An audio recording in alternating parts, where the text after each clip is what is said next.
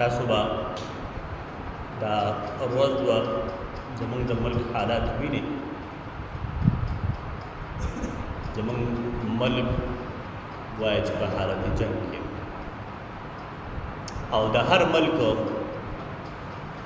دفاع چې کومه ده دا د هغه قوم د سلامتۍ او د خود مختارۍ دپاره ډېره ضروري ده.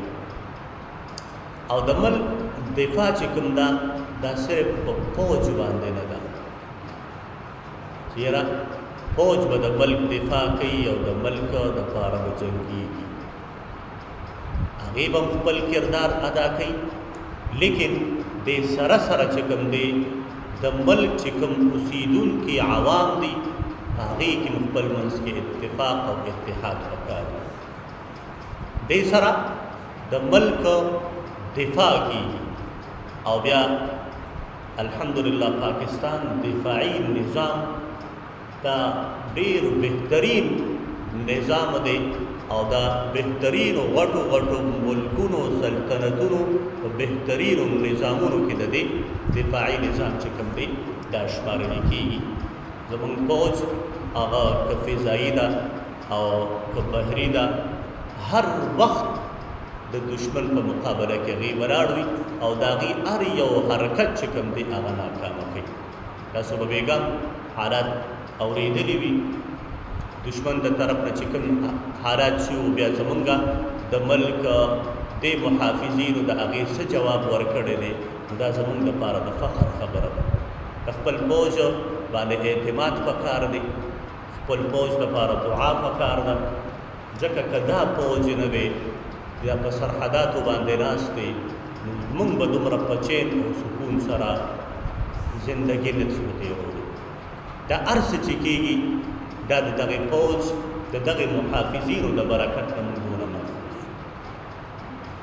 نو دې وخت کې موږ له پکار دا دي په خپل فوج باندې اعتماد وکړو چې صاحبه زه به حیثیت پاکستاني د خپل فوج سره په هر قسمه حالاتو کې ولاړ یو، موږ به دعاګانې وکړو او که ضرورت راغی نو انشاءالله هغې سره به په میدان د جنګ کې ودرېږو.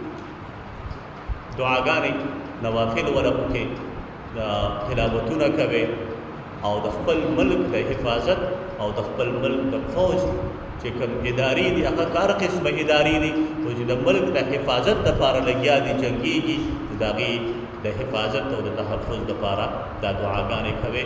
الله پاک نه انشاءالله امید دی چې په مخ د ځمکه به داسې یو طاقت هم چې پاکستان ته به نقصان ورسوي. یو خو د کلمې زور دی او یو الحمدلله زمونږ فوج د حیثیت مجموعي فوج دا ګورې ډېر زبردست دغه دی. بعضې خلک داسې راشي چې د هغه فوج باندې دا ټوله اداره او ټوله عمله دا بدنامه شي، ورنه ټول داسې نه دي. فوج څوک دی؟ نو زمونږ او ستاسو بچیان دي، وروڼه دي، خویندې دي، پکې داسې زنانه په دې فوج کې فضاییه کې دي چې د هغې کارنامې سړی وګورو نه حیران شي.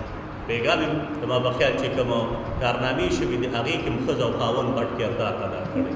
دا زموږ دپاره د فخر خبرې د هغې چې دا خپل ځان قربانو ته ورکړی دی، دا خپل وینې تویوي که نه، د دې دپاره زمونږ دپاره هم دا ضروري ده چې مونږ هغې سره تعاون وکړو، دعاګانې وکړو. الله دې زمونږ د ملک هم حفاظت وکړي او زمونږ د محافظینو دې الله حفاظت وکړي. وآخر دعوانا